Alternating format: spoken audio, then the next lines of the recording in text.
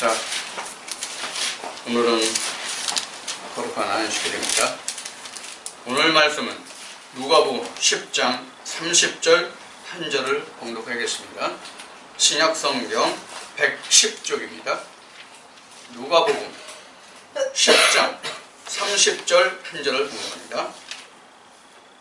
누가복음 10장 30절 110쪽입니다. 봉독합니다. 예수께서 대답하여 가라사대 어떤 사람이 예루살렘에서 여리고로 내려가다가 강도를 만나매 강도들이 그 옷을 벗기고 때려 거반 죽은 것을 버리고 갔더라. 아멘. 오늘은 누가복음 10장 말씀을 통해서 우리가 이웃과 거반 죽게 된 자와 사마리아인이 무엇을 의미하는가를 우리가 알아보도록 하겠습니다. 우선 그 거반 죽게 된 자와 사마리아인을 어떤 주석을 봐도 거반 죽게 된 자가 구원을 받을 그 사람들을 말하고 선한 사마리아인을 예수 그리스도로 상징화했다 이렇게 되어 있습니다. 우리가 임마누엘 성경에서 가장 많이 사람들이 보고 있는 매튜 헨리 주석에도 보면은 바로 사마리아인, 선한 사마리아인이 바로 예수 그리스도로 상징되어 있습니다.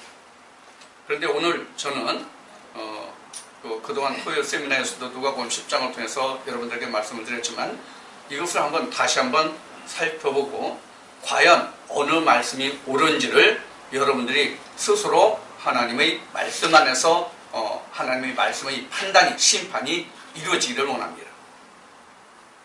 자, 우선 이런 그 말을 한번 꺼내봅시다. 어떤 말인가 하면은 예수 그리스도가 누구에게서 부활을 합니까? 예수 그리스도가 누구에게서 부활합니까? 예수 그리스도를 영접하는 자에게서만 예수 그리스도가 부활합니다. 예수 그리스도를 영접하는 자에게만 예수 그리스도가 부활한다 그 얘기예요. 예수 그리스도를 배척하는 자에게서는 예수 그리스도가 살아나고 싶어도 살아날 수가 없잖아요. 그러면 이 말씀을 돕기 위해서는, 이 말씀을 확실히 깨닫기 위해서는 어떤 말씀이 우리가 전제되어야 하느냐 하면 말씀이 육신을 입었다에서부터 이 말씀을 시작해야 돼요. 말씀이 육신을 입었다가 바로 뭐예요? 예수 그리스도가 내게 영접되었다, 하나님이 내 안에 들어왔다, 그런 얘기잖아요. 그럼 내 안에서 누가 산 거예요? 하나님이 산 것이요? 예수 그리스도가 산 것이에요. 이게 요한복음 3장에 말씀에 기록되어 있잖아요. 하나님이 이처럼 세상을 사랑하사, 그 말씀에 연결된 말씀이죠. 이 말씀이 물론 그 말씀이 육신을 입었다는 요한복음 1장 14절에 기록된 말씀입니다. 자, 그러면 예수님이 스스로 말씀하실 때 예수님 자신이 누구에게 보냄을 받았다고 말씀하셨습니까? 예수님이 누구에게 보냄을 받았다고 말씀하셨습니까? 이스라엘의 잃어버린 양에게 보냄을 받았다, 그렇게 예수님은 말씀하십니다. 자, 우리가 이제 그 말씀을 찾아보면 마태복음 10장 말씀에 한번 가보겠습니다. 마태복음 10장 6절 한번 찾아보겠습니다.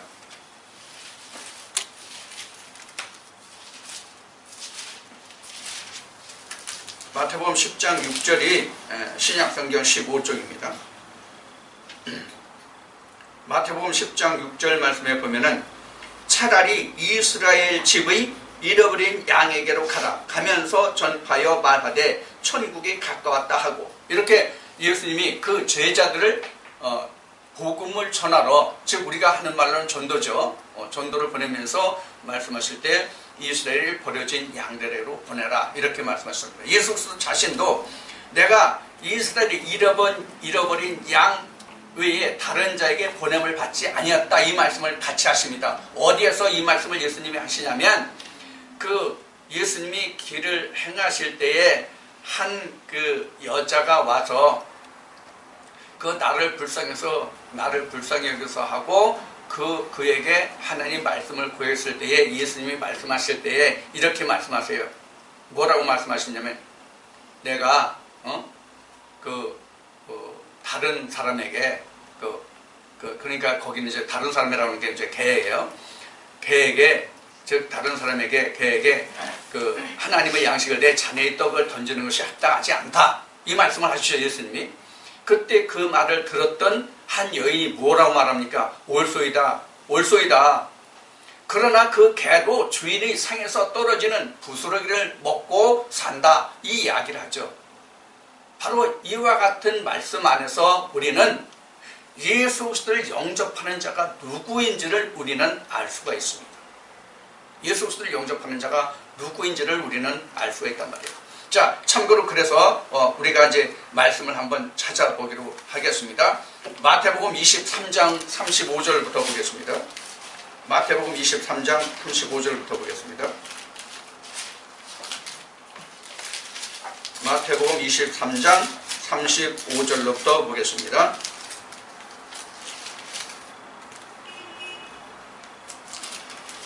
말씀은 37절부터 나오는데 35절부터 보겠습니다. 그러므로 의인 아벨의 피로부터 찾으셨어요? 네. 예. 그러므로 의인 아벨의 피로부터 성전과 제단 사이에 너희가 죽인 바가랴의 아들 사가랴의 피까지 땅 위에서 흘린 의로운 피가 다 너희에게 돌아가리라. 내가 진실로 너희에게 이르노니 이것이 다 이 세대에 돌아가리라.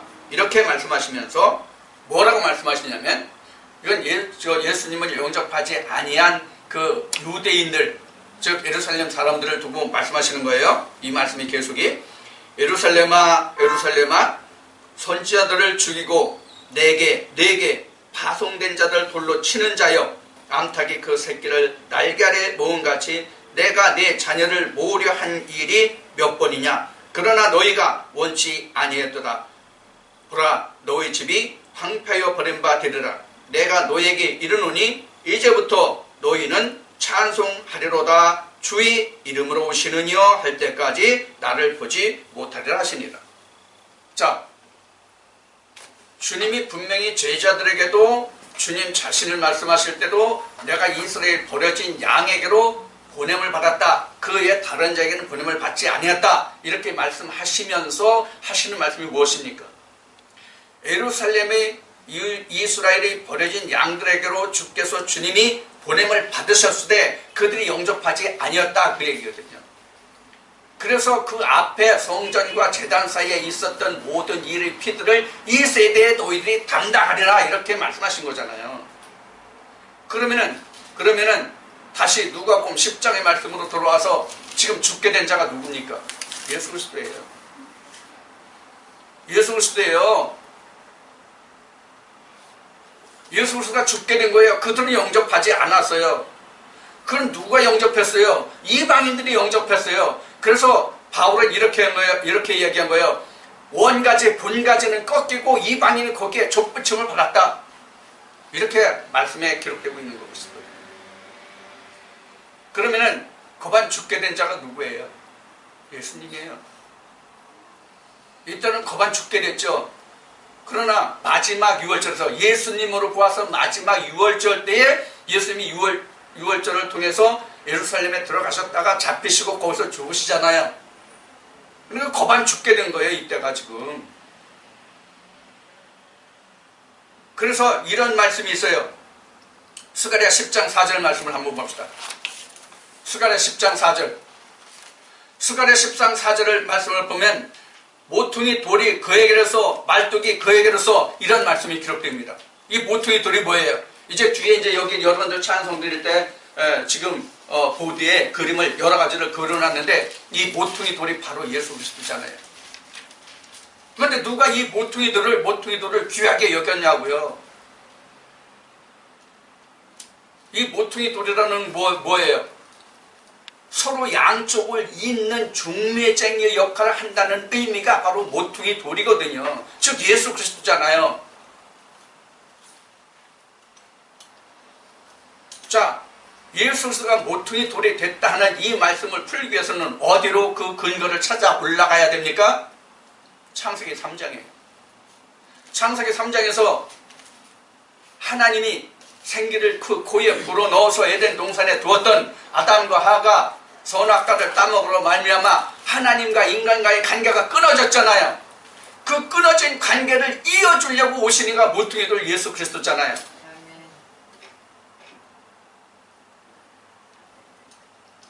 그래서 마태복음 21장에도 이 말씀이 나와 있어요. 건축자의 버린 돌이라는 말씀이. 건축자의 버린 돌이 모퉁이 돌이 머릿돌이 되었다고 말씀에 나와 있다고요. 그러면 건축자가 누굽니까? 건축은 어떤 건축을 하는 것을 말합니까? 어떤 건축을 말합니까? 예수님이 말씀하신 바와 같이 하나님의 집을 짓는 자, 반석 위에 짓는 자, 모래 위에 짓는 자, 하나님의 성전을 일컫고 있잖아요. 이 건축이. 결국은 뭘 건축하는 거예요? 하늘나라 하나님의 집을 건축하는 거잖아요. 그런데 누가 그 반석을 귀히 여겼냐고요. 그래서 구약 말씀에 보면 흠할 만한 것도 없고 이런 말씀이 있는 거예요. 그래서 흠할 만한 것도 없다. 선지자가 그렇게 말씀하시잖아요. 흠할 만한 것이 없다. 아무도 흠하지 않았으니 누가 흠할 것이 있다고 바뀌었어요. 보잘것 없는데. 화려한 것이라고는 아무것도 없었잖아요. 주께서. 누가 그를 영접했고 그를 반기했습니까? 그래서 지금 말씀에 인용해서 지금 마태복음 말씀에서 보신 말씀과 같이 암탉이 병아리를 품으려 한 것 같이 이스라엘을 예루살렘을 품으려 했는데 그들은 오히려 밖으로 뛰쳐나오고 오히려 그 암탉을 죽였잖아요.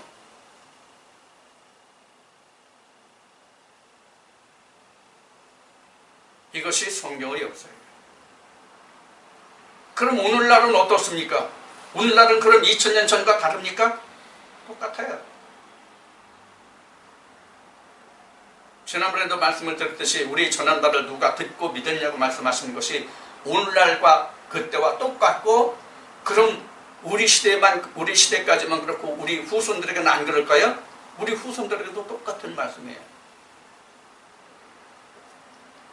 자, 그래서 지금 누가복음 10장에서 지금 율법사가 누가 내 이웃이냐라고 묻는 것은, 누가 내 이웃이냐라고 지금 율법사가 주님한테 묻잖아요. 그러면 주님이 나를 거반 죽게 한 자가 너니까 네가 나를 사랑하라, 너도 사마리아 여인과 같이 되라, 그런 얘기잖아요. 자, 그러면 거반 죽게 된 예수 그리스도를, 즉 거반 죽게 된 자를, 우선 문자 그대로 거반 죽게 된 자를 누가 봤습니까? 제사장도 보고 레인도 봤잖아요. 그것은 어떻게 했습니까? 그냥 지나갔어요. 그냥 지나갔다고요.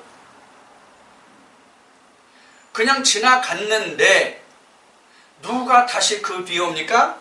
사마리아인이 와요. 사마리아인이 어딜 가요? 여행 중이에요.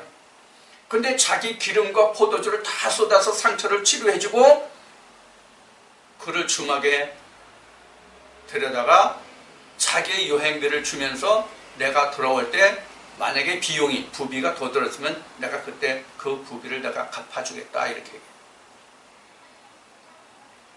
그럼 다시 돌아온다는 뜻이 뭡니까? 다시 돌아온다는 뜻이 뭐예요? 부활이에요. 부활. 다시 돌아오는 게 부활이란 말이에요. 우리가 지금 여행을 하잖아요. 하나의 믿음의 길을 가잖아요. 그럼 결국에 나타나는 증상이 뭐예요? 부활로서 오잖아요. 그게 다시 오는 거예요. 그래서 이스라엘 백성들에게 구원이 임하였는데 그 구원을 버렸으므로, 즉 예수 그리스도를 버렸으므로 그 구원이 이방인에게 옮겨졌다, 이런 얘기예요. 그래서 내 아들을 어디서 불렀다? 애굽에서 불렀다. 그래서 사도 바울은 로마서 말씀을 통해서 사도 바울은 뭐라고 얘기했냐면, 표면적과 이면적이라는 말을 통해서 표면적 유대인, 표면적 할례, 이것을 얘기해요. 표면적 유대인이 유대인이 아니라, 표면적 할례가 할례가 아니다. 이면적 유대인과 이면적 할례가 유대인이요 할례다. 이 말을 로마서 말씀에 사도 바울이 기록하잖아요. 그래서 표면적 유대인은 예수 그리스도께서 하나님께로부터 보냄을 받은 본 백성 이스라엘을, 예루살렘을 말씀하고 계신 거잖아요. 그들은 오히려 그들은 예수 그리스도를 건축자의 그 귀한 주춧돌을, 머릿돌을 버렸잖아요. 그들은 이방인이 주어서, 이방인이 그 주춧돌을, 모퉁이돌을 주어서 자기네들의 반석으로 삼았잖아요. 그럼 배를 받는 게 뭐예요? 앞에 말씀드렸듯이 부활이란 말이에요. 부비가 더듭니까? 오히려 그것에서 예수 그리스도의 부활로 내가 갑절의 영광으로 내가 하나님의 은혜 안에 들어가는 거잖아요. 더 가품이 어디 있어요? 다른 말씀을 하나 보기로 하겠습니다. 어떤 말씀이냐면 누가복음 13장 33절을 한번 보겠습니다. 누가복음 13장 33절을 먼저 보겠습니다. 누가복음 13장 33절입니다. 누가복음 13장 33절. 그러나 오늘과 내일과 모레는 내가 갈 길을 가야 하려니 선지자가 예루살렘 밖에서는 죽는 법이 없느니라. 그럼 선지자가 어디서 죽는다는 얘기예요? 그래서 앞에 마태복음 말씀을 인용한 거예요. 예루살렘아 암탉이 병아리를 품듯 너희를 품으려 하려고 했던 것이 몇 번이더냐, 이 말씀을 하는 거예요.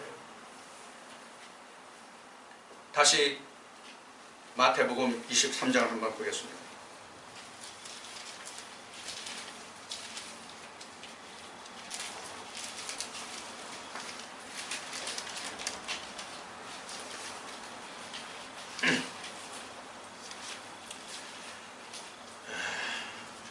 지금 마태복음 23장인지를 한번 볼까요? 마태복음 23장 방금 봤군요. 자, 마태복음 23장 방금 본 말씀입니다. 자, 이와 같이 예수님이 하나님의 잃어버린 양들을 위해서 오셨지만은 그들은 하나님이란다. 주 예수 그리스도를 그들이 영접하지 않았단 말이에요. 그래서 예수님이 어떤 말씀을 하시느냐면 이런 말씀을 하시잖아요. 내가 길을 잃었을 때, 내가 굶주리고 배고플 때, 내가 나그네 되었을 때, 옥에 갇혔을 때 너희가 나를 영접하고 나를 공개했고 나를 옥에서 꺼내주었으며 나를 돌봤다. 이렇게 했어요.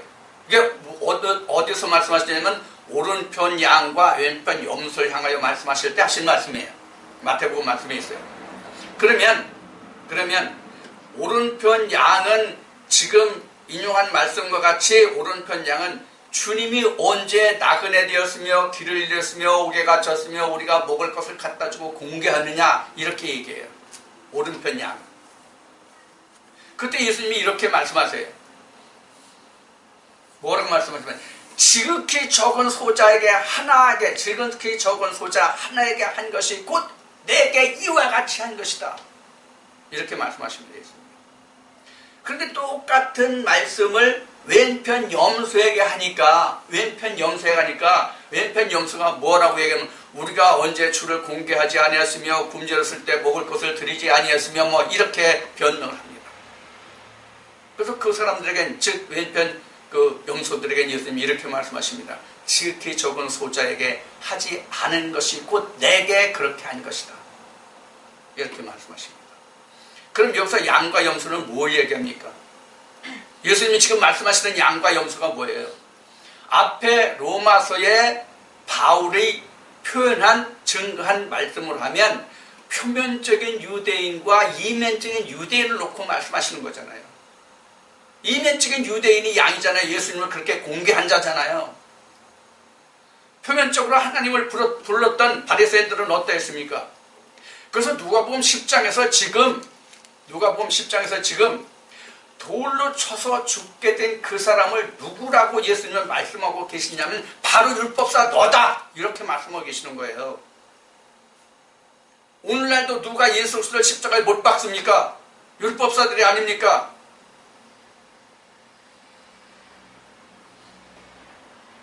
그럼 그게 이웃 사랑입니까?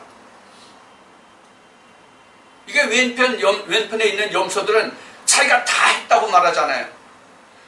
사람의 경로로 봐서 이제 그 보드에 있는 것으로 여러분들에게 설명을 드리겠지만은 땅의 것으로 아래 것으로는 다 했다고 말한단 말이에요. 근데 하나님은, 주님은 뭐로 말씀하세요? 위의 것으로 말씀하신단 말이에요. 위의 것으로. 하나님이 예수 그리스도를 이 땅에 보내주신 것은, 즉 우리에게 보내주신 것은 아래 것을 위해서 보내주신 것이 아니란 말이에요. 어제 토요 세미나에서 누가 보면서 우리가 말씀을 나눴듯이 어느 한 사람이 나와서 형제의 그 재산을, 부모의 재산을 분배하는 것에 예수 그리스도를 끌어들여서 예수님이 그것을 분배해 주기를 바랄 때, 그 얘기를 할 때, 내가 언제 세상의 재산 나누는 일로 내가 분을 받았냐, 이런 얘기를 하시잖아요. 누가 나를 세상에 재산 분배를 하는 자로 삼았느냐, 이 얘기를 하잖아요. 즉 이 얘기는 뭐예요? 내가 그것을 위해서 온 자가 아니란 얘기잖아요. 그래서 그 말씀에 이어서 하신 말씀이 뭐예요? 거기서 두 주인 나오잖아요. 두 주인, 세상의 것과 하나님의 것을 같이 섬길 수는 없다는 두 주인의 말씀이 거기서 나오잖아요. 그래서 우리가 땅의 것과 하늘의 것을 놓고 봤을 때, 땅의 것과 하늘의 것을 놓고 봤을 때, 사실은 성경으로 보면 하늘과 땅이 뭐예요? 이웃이란 말이에요. 하늘과 땅이 이웃이에요. 왜 하늘과 땅이 이웃입니까? 하나님이 하늘에 계시되 땅에 있는 사람을 뭐로 지었습니까? 하나님의 형상으로 지은 거 아닙니까? 하나님의 형상으로. 그럼 우리가 하나님과 같아야 되잖아요. 하나님 형상이면. 근데 그것을 누가 마다했어요? 아담과 하와가, 곧 내가 이것을 마다했잖아요. 자, 그래서 이제 그림으로 넘어갑니다. 그래서 지금 우리는 이웃의 관계가 완전히 끊어져 있는 상태란 말이에요. 무엇을 인해서? 나로 인해서. 자, 이제 여러분들 보드를 주목해 주시기 바랍니다. 지금 창세기 1장 6절로부터 8절은 둘째 날의 창조입니다. 창세기 1장 6절로부터 8절까지는 둘째 날의 창조인데, 바로 둘째 날의 창조의 결과는 바로 요 그림입니다. 우리가 1, 2, 3, 4를 좀 번호를 먹일까요? 설명하기 좋게 하기 위해서입니다. 이렇게 됩니다. 그래서 처음에 하나님이 천지를 창조하시는데, 하늘은 아무런 관계 없는데 땅이 바로 이런 상태예요. 혼돈, 공허, 흑암의 상태예요. 혼돈, 공허, 흑암의 상태를 하나님이 둘째 날, 첫째 날 빛이 있게 하시고, 둘째 날 혼돈, 공허, 흑암 속에 있는 땅, 이게 땅이잖아요. 이게 땅의 상태죠. 땅이 이러한 것을 하나님 둘째 날 이것을 정리해서 바로 이렇게 만들었단 말이에요. 위의 물과 궁창과 아랫물로, 위 하늘과 아래 하늘과 궁창으로. 이것이 위의 물과 궁창과 아랫물이죠. KJV 성경을 보면은 하나님이 처음에 궁창을 만드셨다. 하나님을 만드셨다. 그래서 하나님이 궁창을 만드셨는데, 하늘을 만드셨는데, 궁창 위의 하늘과 궁창 아래의 하늘을 만드셨다. 이렇게 돼 있어요, 원래는. 우리는 지금 아랫물과 위의 물이죠. 근데 이 물이 하나님의 본질이라는 것을 우리는 어떤 말씀을 통해서 알 수가 있냐면, 에레미야 2장의 말씀과 에레미야 17장 13절, 에레미야 2장 7절, 에레미야 17장 13절의 말씀을 보면 하나님의 근원이 물이잖아요. 그래서 에덴 동산에서 4대 강이 발원하잖아요. 에스겔 말씀에 보서도 하나님의 성전에서 물이 흘러나와가지고 세상 바다를 정화시키잖아요. 자, 그래서 이 물의 근원은 곧 하나님이란 말이에요. 물의 근원이 하나님인데, 그래서 위의 하늘은 하나님이요, 아래 하늘은 곧 율법을 우리에게 주신 그 물이란 말이에요. 그래서 아랫물도 하나님의 말씀이잖아요.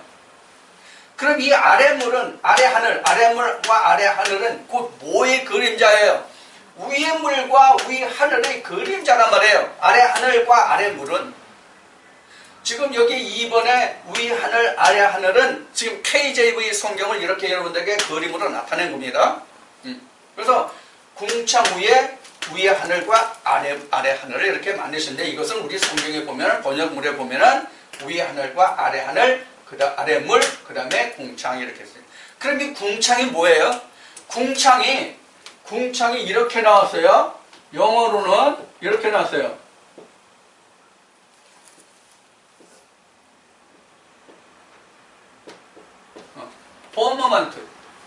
포머먼트.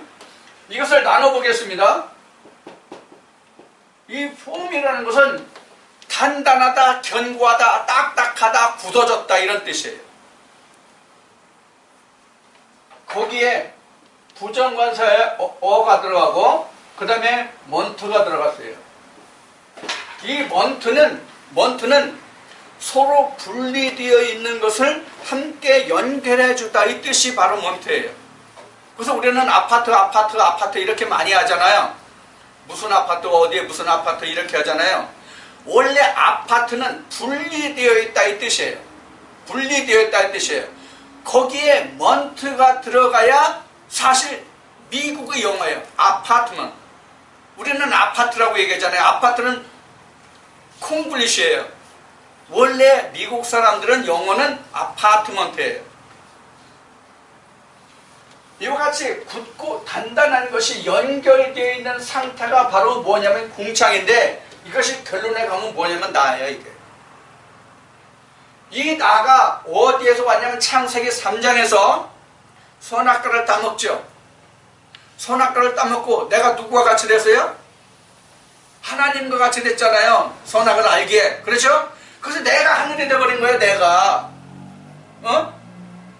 그래서 내가 하늘이 된 것을 스가랴 10장 4절 말씀 봤죠. 모퉁이 돌. 그 다음에 마태복음 21장에서도 봤죠. 모퉁이 돌 예수 그리스도가 오셔가지고 이 궁창을 허물어줘, 나를 허물어줘, 깨뜨려 버려줘, 십자가에 못 박아 죽게 해. 예수와 함께. 그럼 어떻게? 위의 하늘과 아래 하늘이 하나가 돼. 이게 요한계시록에서 새 하늘과 새 땅이야 이게.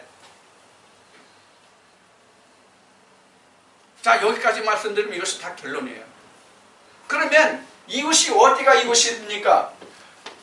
이게 지금 궁창에 사실은 지금 모퉁이 돌이 와서 나를 깨뜨렸다고 여기서 설명되는데 이 지금 모퉁이 돌이 오기 전에 이 궁창이라는 것이 바로 뭐냐면 나란 말이야. 나.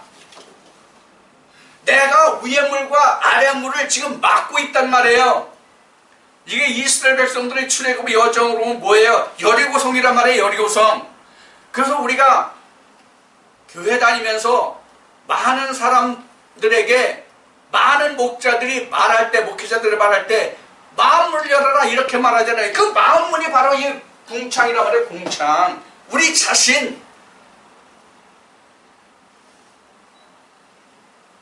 예수 그리스도가 와야 이 궁창이라는 나가 깨지잖아요. 이 모퉁이 돌이 와야.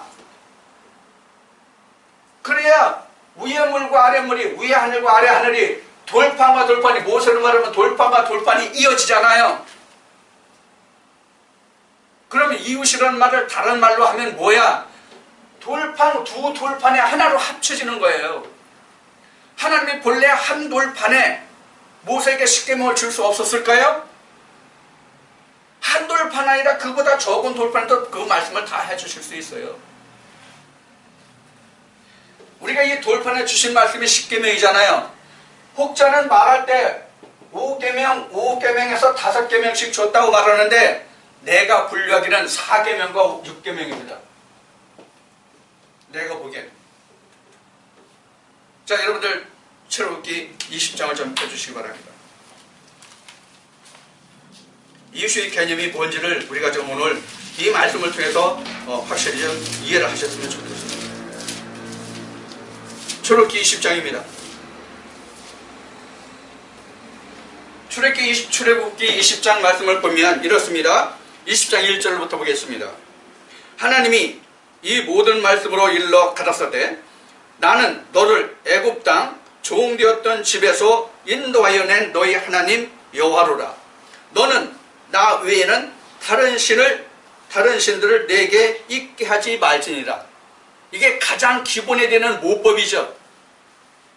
나 외에는 다른 신을 있게 하지 말라. 다른 신을 섬기지 말라. 나는 질투의 하나님이라고 모세에게 이미 말씀하시잖아요. 신광에서 이 십계명을 주시기 전에, 이 말씀을 하시기 전에 나는 질투의 하나님이라 나에는 다른 신이 없다, 이 말씀을 이미 하시잖아요. 그러니까 하나님이 이 십계명을 말씀하실 때 가장 기본되는 모법이 뭐냐면 나 외에 다른 신을 두지 말라, 섬기지 말라예요. 그러니까 첫 계명이 제1계명이에요. 그 다음에 제2계명 봅시다. 너를 위하여 새긴 우상을 만들지 말고 또 위로 하늘에 있는 것이나 아래로 땅에 있는 것이나 땅 아래 물속에 있는 것의 아무 형상이든지 만들지 말며 그것들에게 절하지 말며 그것들을 섬기지 말라. 나 여호와 너의 하나님은 질투하는 하나님인즉 나를 미워하는 자의 죄를 갚되 아비로부터 아들에게로 3, 4대까지 이르게 하거니와 나를 사랑하고 내 계명을 지키는 자에게는 1000대까지 은혜를 베푸느니라. 이게 둘째 계명이에요. 그럼 이게 한마디로 말하면 우상을 만들지 말라잖아요. 자, 우상을 만들지 말라가 1계명과 어떤 관계에 있습니까? 이웃이에요, 이웃. 2계명을 안 지키면은 가장 내가 하나님과 함께 해야 할 첫째 1계명이 벌써 깨지는 것이잖아요. 그럼 1계명을 중심으로 보면 2계명은 1계명에 의한 뭐예요? 이웃이에요. 이해가 되시죠? 네. 그래서 우상을 만들면 안 되는 거예요. 이제 별도로 나중에 여러분들에게 이제 이 10계명에 대해서 한번 말씀을 드릴 때가 있겠지만은 바로 오늘은 이제 간단히 말씀을 드립니다. 바로 그런 거예요. 그래서 2계명은 1계명을 지켜야 할 이웃이에요. 그러면은 1계명을 두고 1계명을 지키기 위해서는 내가 뭐예요? 2번부터 10번까지 다 지켜야 1계명을 지키는 것이 되잖아요. 그러면 1계명부터 10계명까지 다 이웃이란 말이에요. 그 어느 하나도 깨지면 그 이웃이 형성이 안 된단 말이에요. 자, 그 다음 봅시다. 3계명 봅시다.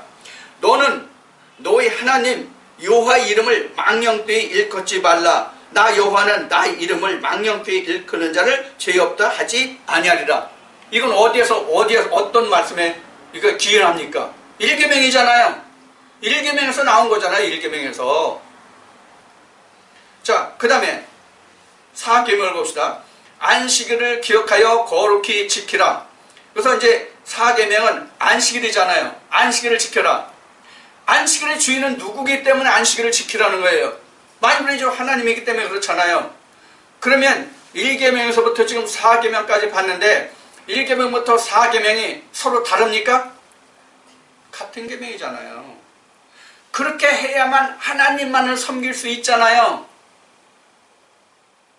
자, 여기가 바로 위의 물이에요. 여기까지가 4계명까지가 위의 물이란 말이에요. 하나님과 직접 관계되는 계명이에요. 물론 다른 계명도 그렇지만, 자, 그 그림자로 우리 인간에게 주신 진짜 계명이 뭐냐? 5번째, 네 부모를 공경하라. 그리하면 너희 하나님 나 여호와가 내게 준 땅에서 내 생명이 길리라. 장수하리라죠. 자, 그러면 예수님이 오셔서 말씀하실 때에 땅에 있는 자를 너는 누구라고 부르지 말라고 말씀하셨어요. 아비라 부르지 말라. 땅에 있는 자를 너는 아비라 부르지 말라. 그러면 지금 우리가 율법으로 볼 때는 이 부모를 공경하라가 하나님을 공경하라가 되지 않고 세상의 부모를 공경하라가 되잖아요. 땅의 계명이 돼버렸잖아요. 그래서 4계명까지는 위의 물 하나님의 계명이요, 아래 5번부터는 땅에 관한 계명이다 그런 얘기예요. 근데 실제로는 지금 이 5계명도 1계명에 관한 것이에요. 예수님이 지금 말씀하신 바와 같이 땅에 있는 자를, 아래에 있는 자, 땅에 있는 자를 너는 아비를 하지 말라는 말씀을 보면 이 부모가 바로 뭐예요? 땅의 부모를 말하는 것이 아니라 누구를 말해요? 너를 창조하신 내 하나님을 아비라 그래요. 그래서 주께서 마태복음 6장에서 제자들에게 기도를 가르쳐 주실 때도 하늘에 계신 아버지라고 하잖아요. 그럼 하늘에 계신 하나님을 내가 아버지라고 할 수 있는 것은 어떤 조건이 먼저 성립해야 됩니까? 말씀이 육신을 입어야 되잖아요. 말씀이 나를 낳아주잖아요. 시편 2편에 말씀하신 것이 진리가 진리로 나를 낳음을 받아야 내가 하나님을 아버지라고 할 수 있잖아요. 그때만 내가 부모예요. 그러면은 이 5계명도 어디에 해당됩니까? 1계명에 속하는 거예요. 자, 그 다음 봅시다. 그 다음에는 이제 살인하지 말래요.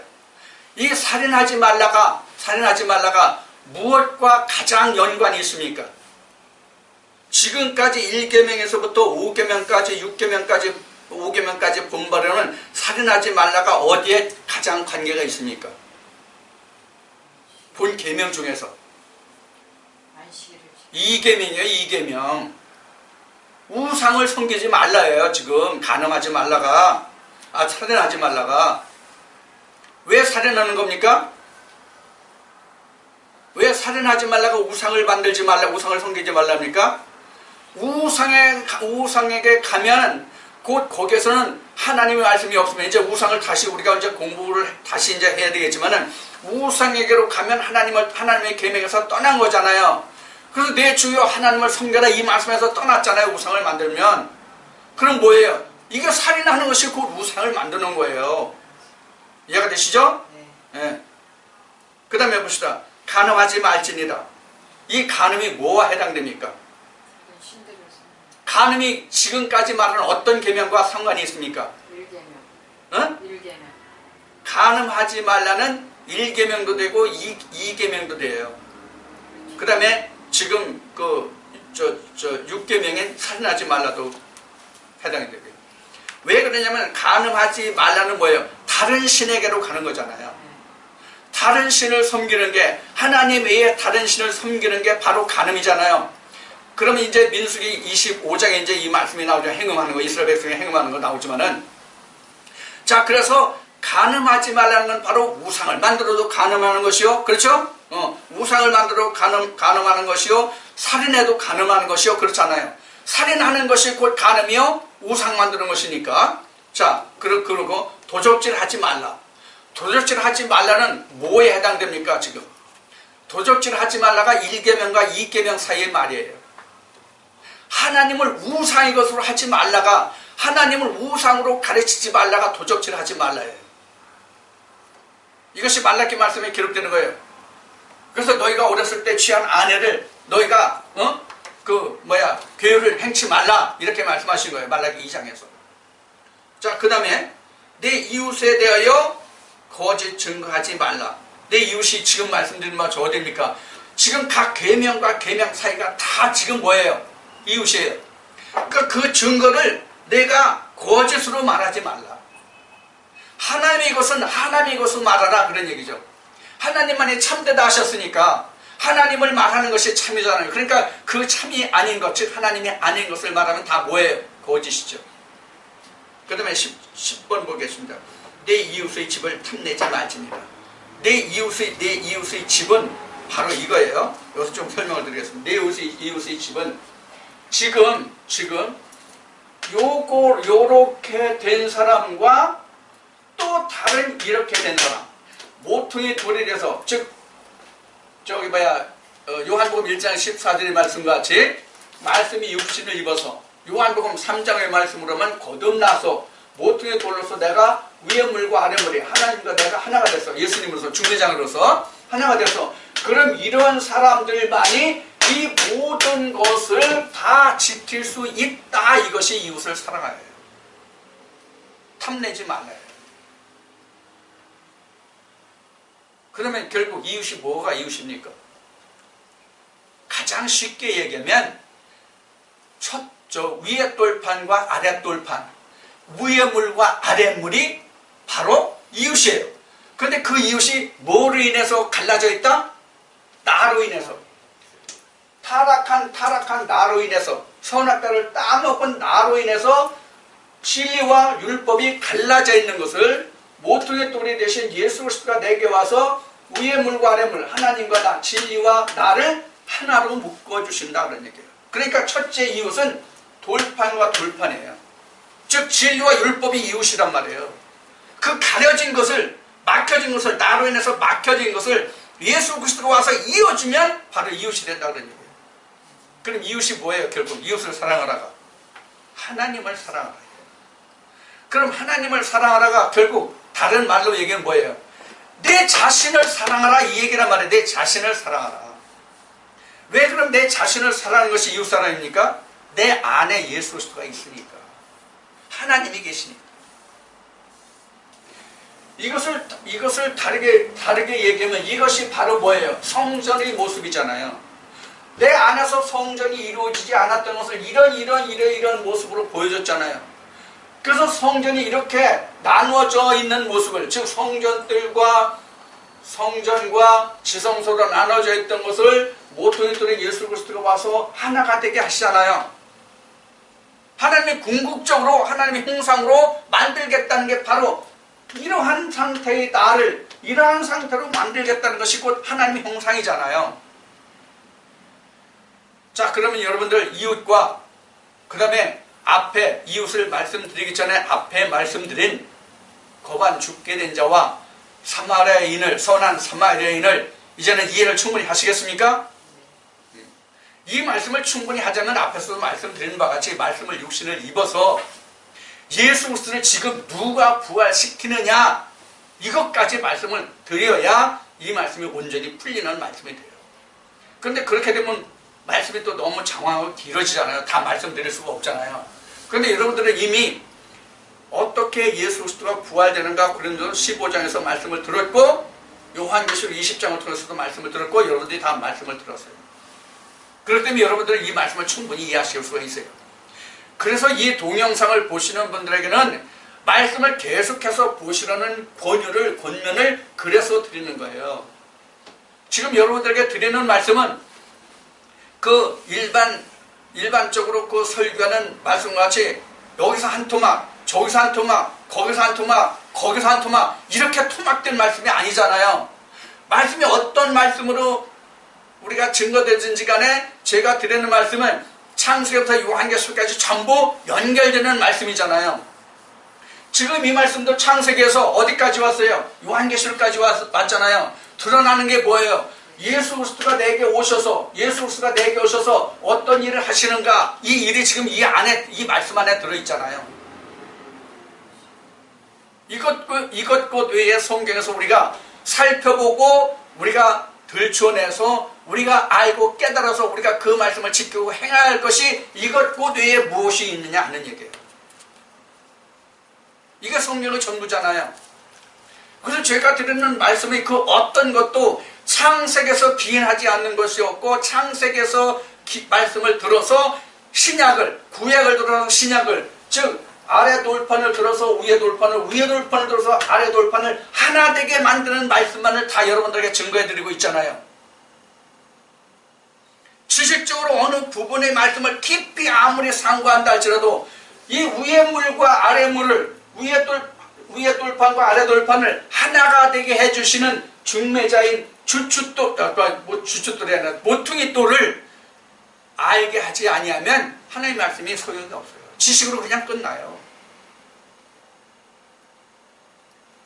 자, 그러면 여러분들이 이제 이 말씀을 통해서 좀 혼돈스러울 수 있는 부분이 뭐냐면 배로 내가 그 든 비용 부비 거반 죽게 된 자를 그 주막에 뒀잖아요. 그 주막에 둔 자를 내가 다시 돌아올 때 부비가 돌아서면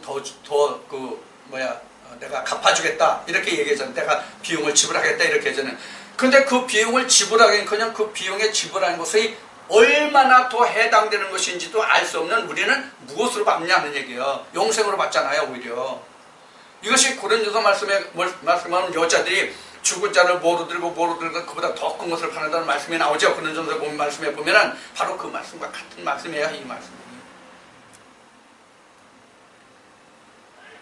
그러면 우리가 믿음의 결론이 지금 맨 마지막 그림인 이거 하나가 되는 것이잖아요. 모퉁이 돌이 옴으로써 우리는 하나가 되는 것이잖아요. 이것을 바라보는 거예요.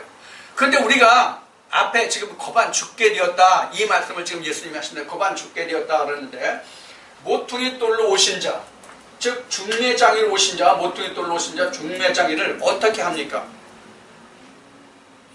영접하지 않고 내치고, 더욱더 이 지금 이제 우리가 누가복음 16장에 이제 말씀으로 보면 이게 구렁이에요. 이 궁창이라는 게 구렁이에요. 이 구렁을 더 넓히잖아요. 서기관들과 바리새인들과 율법사가 한 일들이 이거잖아요. 그래서 율법사에게 이런 말씀을 그래서 하신 거란 말이에요. 그럼 오늘날은 율법사 없어요? 오늘날은 율법사가 없냐고요. 이 말씀을 배척하는 모든 자들이 율법사라고 할 수 있잖아요.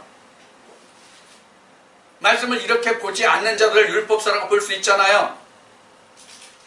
율법사라는 뜻이 뭡니까? 율법사라는 뜻이 법률가라는 뜻과 똑같아요. 법을 집행하는 자. 그러면 지금 거반 죽게 된 자를 어디에 갖다 맡겼습니까? 주막이잖아요. 그 주막이라는 뜻을 제가 그 서투른 헬라어로 사전을 찾아보니까 뭐로냐면 판도케이온으로 나왔어. 판도케이온.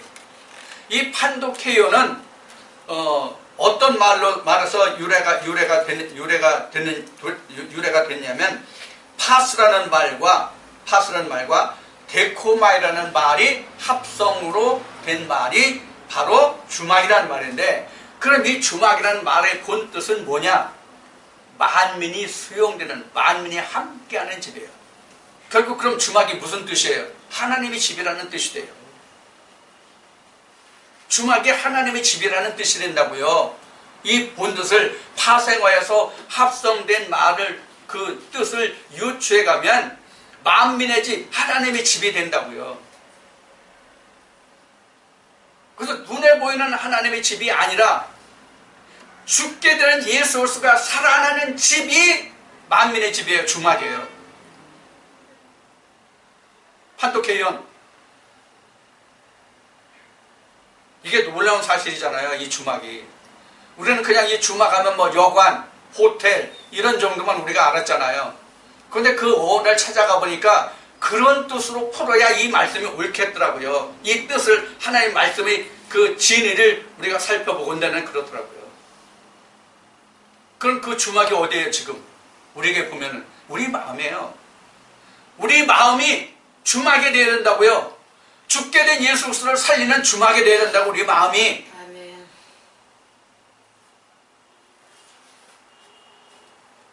그래서 예수 그리스도를 영접하는 자에게는 영생이 있다는 말씀이 이 말씀과 같죠.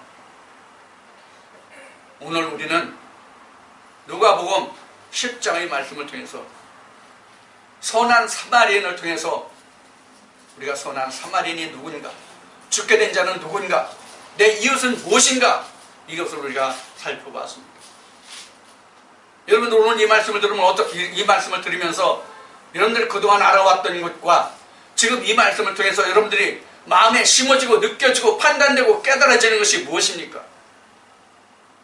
그동안 우리가 하나님의 말씀을 얼마나 왜곡되게 알고 듣고 지금까지 그것이 옳은 생명의 말씀이라고 우리가 지금까지 믿고 왔던가 하는 것을 여러분들은 생각할 수 있을 것입니다.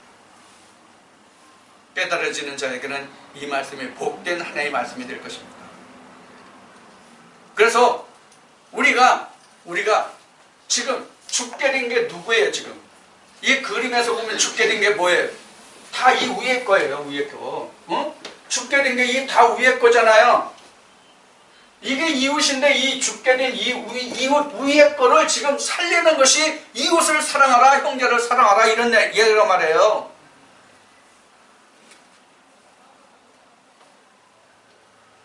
지금 우리가 하나님을 섬기면서 이 궁창인 나로 말미암아서 위의 것이 가려져 가지고 지금 위의 것을 지금 봐야 할 아랫방 율법을 통해서 지금 우리가 세상 것으로만 보지 하늘의 것은 못 보잖아요.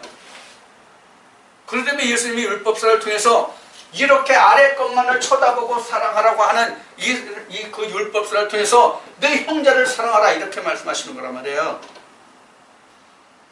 무슨 뜻인지 이해가 되시죠? 이 지금 돌판, 아래 돌판, 위에 돌판이라고 지금 제가 말씀드렸는데 아래 돌판은 바로 뭘 의미하고 말씀드리냐면 율법이에요. 지금 5계명부터 10계명까지 여기서 1계명부터 4계명까지 이렇게를 구분해서 지금 말씀드리는 거예요. 제가 여러분들께 말씀드리는 거예요. 그러면 1계명부터 4계명까지가 위에 돌판이다. 5계명부터 10계명까지가 아래 돌판이다. 이거 사실 5계명씩 나눠졌다. 4계명, 6계명으로 나눠졌다고 제가 말씀드리고 이렇게 있지만은 이것이 어떻게 구분해서 나눠졌다는 건 사실 아무런 의미가 없어요. 그 모든 말씀이 다 한 말씀이기 때문에. 제1계명인 나 외에는 다른 신을 섬기지 말라는 그 계명에 다 부속되어 있는 것이기 때문에 어떻게 나누든지 간에 이것은 사실 아무런 관계가 없는 거예요. 이것은 사람의 짓거리지 하나님이 보시기에는 아무런 관계가 없는 말씀이란 말이에요. 여러분들 오늘 이 말씀을 통해서 이제 말씀 이제 끝내갈 텐데 오늘 여러분들 이 말씀을 통해서 이제는 확실하게 내 이웃이 무엇을 두고 이웃이라고 하는지, 죽게 된 자가 누군지, 죽게 된 자를 살려야 할 자가 누군지를 오늘 이 말씀을 통해서 다시 한번 여러분들에게 부탁하노니 여러분들이 이 말씀을 다시 한번 잘 깨닫고 이 말씀을 여러분들의 신비에 씹어서 정말로 여러분들의 영혼을 살리시는 그런 하나님의 능력의 말씀이 될 수 있도록 여러분들이 이 말씀을 여러분들의 신비에 위의 말씀과 아래 말씀으로 깊이 새겨주시는 그런 말씀이 되기를 축원드립니다.